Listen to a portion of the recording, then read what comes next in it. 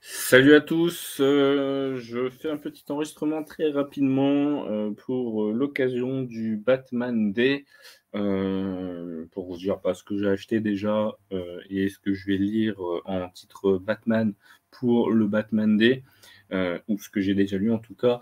Donc j'ai acheté 3 Jokers de Jason Fabok qui m'intéressait vraiment depuis un petit bout de temps, qui me faisait de l'œil, et j'ai acheté le dernier Batman avec Mike Perkins et Dan Jurgen, Batman The Night, quelque chose comme ça, en one shot que je n'ai pas encore lu pour le coup.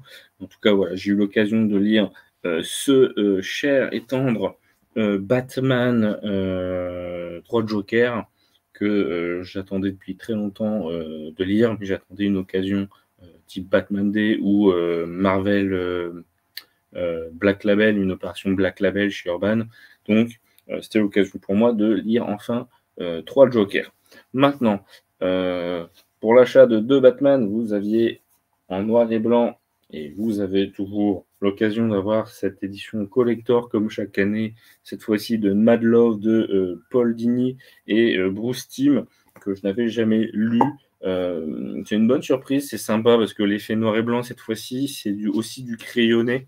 Je ne sais pas si on va bien voir, mais en tout cas, il n'y a pas uniquement de l'ancrage, il y a aussi le côté crayonné qui n'était pas forcément présent sur les éditions noir et blanc entre guillemets classiques où on retire juste la colorisation. Sinon, on a vraiment le crayonné en plus. Donc c'est fort agréable d'avoir cette édition. Donc j'en profite. Si jamais vous avez la première édition de Batman Day, je sais plus quelle année c'est, mais j'ai pas la première. J'ai tous les autres, mais j'ai pas eu le premier à l'époque. Ça doit être 2018 ou 2017, je ne sais plus. Mais si jamais vous l'avez, je suis intéressé. J'en profite en même temps. Mais du coup, pour revenir à ça, Batman Mad Love, c'est une histoire où en fait on voit Harley Quinn qui se fait un peu envoyer bouler par le Joker parce qu'il a gâché un de ses plans. Elle veut réussir un plan pour détruire Batman. Elle va réussir à le choper, sauf que ça va pas plaire au Joker parce que il a trop de fierté. Il veut que ce soit lui qui s'occupe de Batman et personne d'autre. Il a pas, il a trop de fierté pour ça.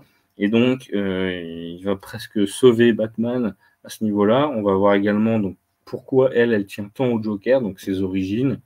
Et on aura la réponse à nos questions, en sachant que, de ce que je me rappelle, j'avais vu un épisode où il y a certains dialogues, en tout cas dans la VF, et à mon avis ça correspond aux épisodes VO de la série animée de Bruce Timm et Paul Dini justement, où justement le Batman lui dit il t'a fait le coup de ça, et c'est pour ça que tu es tombée amoureuse de lui, tu es tombée dans le panneau, il t'a manipulé.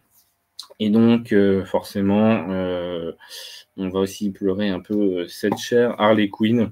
Mais en tout cas, c'est un très très bon récit qui se lit assez rapidement, hein.